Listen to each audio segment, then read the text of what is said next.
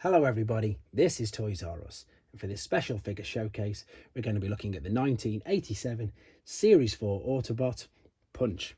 What we're going to do with this video, we're going to have a quick look at him in all of his modes, and that'll help you decide how you want to display him.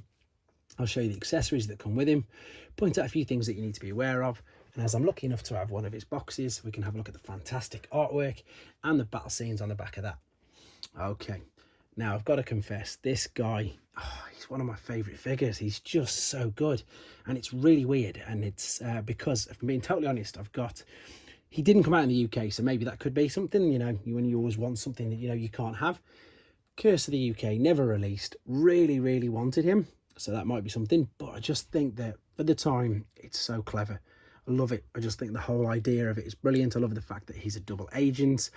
We did get a double dealer the year later, but that was obviously, they were really distinctive different modes. You had obviously a missile carrier, you had of course his, I don't know, eagle, should we call it an eagle, and of course the robot mode. But with this you've got two robots, and okay, they're not completely different, but they're different enough you can stand, funnily enough, like I do, and that's probably the reason why, again, I blame this guy and Hot Rod for getting more than one of the particular figures, because when I got him I obviously wanted to display one in Decepticon and one in Autobot mode. And yeah, it's so clever, stunning, love it. Right, let's have an actual look at the figure then. I'm praising it up, let's have a look at it. Now, if we want to get really picky and pedantic, the articulation on here in both Autobot and Decepticon modes is very minimal. He does have more in Autobot mode. He's got shoulder rotation here, and he's got, I suppose you'd call it, bicep there. The legs are, as you can see, fused together, and they do pull apart, but that's just for the transformation process. And that's about it for articulation, but colour scheme, I think he looks brilliant, and I'm really pleased that he's had a few new issues now down the Generations line. People are, you know, jumping on the bandwagon of just how clever and just how ingenious the toy is. He's got a rub sign there, which of course, because this is Autobot mode, comes up with the Autobot badge. And as I say, unfortunately, for articulation doesn't do too much, but I really like the colour scheme. The stickers on here look really good.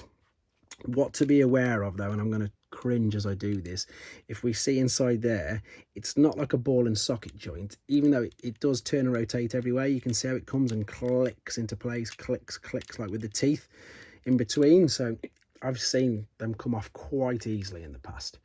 But there's his Autobot mode, and this is probably why I like it so much. Just simple, nothing too crazy, nothing out there again, so a kid can transform them. I think that's a couple of problems with the newer figures now.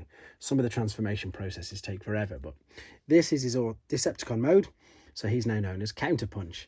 And yep, if I turn him around, you can see that he's a little bit like, obviously, the Autobot mode. Of course he's going to be, but simple things like this, look, that's it. So you've got the helmet at the top, which obviously distinguishes that that's now in the Decepticon mode. Instead of having his arms down by the side, there, we've brought them up, turned them round, and we've folded out the Decepticon version of his arms. Now, unfortunately, this does mean that he lacks even more articulation. I suppose you can turn it, I don't know if you can, I'm not going to, you might be able to. You've just got this little bit here, to be fair. You must be able to, yeah, there you go. So you can still point and aim his gun. But yeah, look, it's brilliant.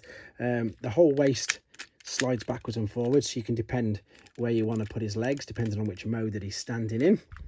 I just think he's so clever, so clever. Stickers on this as well.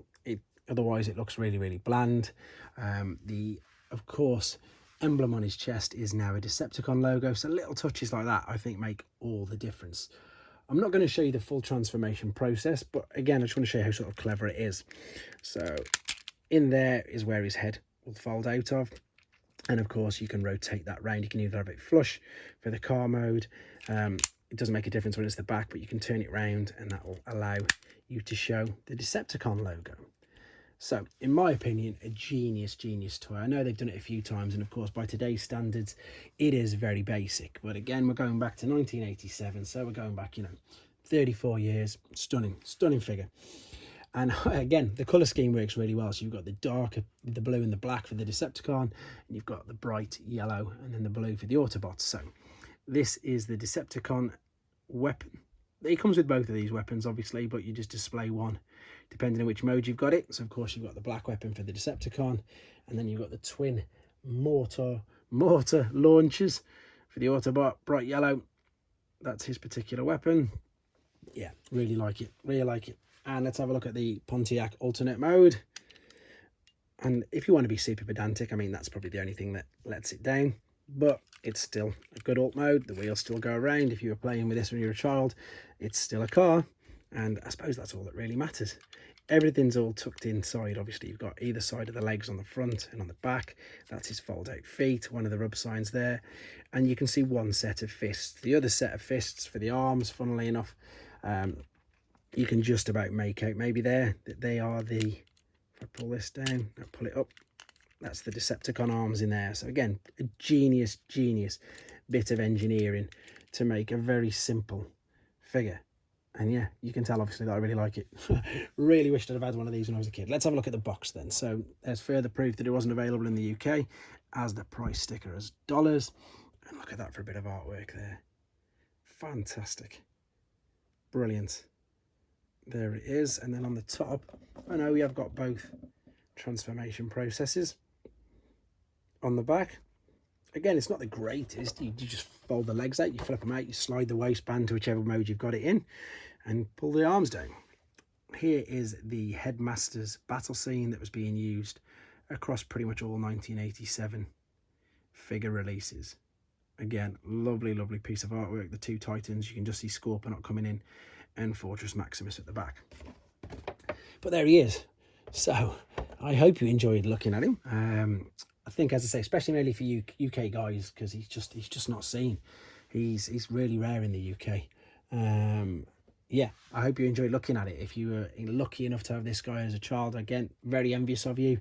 Great figure, great mode. Unfortunately, yeah, I blame him and Hot Rod for why I probably went down the duplicate alley, because just the fact that you can display him in both factions. So if you've got an Autobot shelf and a Decepticon shelf, you can do both.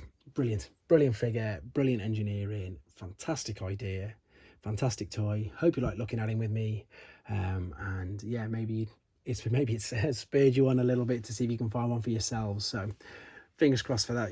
And of course, hope you enjoyed looking at it. So take care, guys, and I'll see you all soon. Thanks for watching.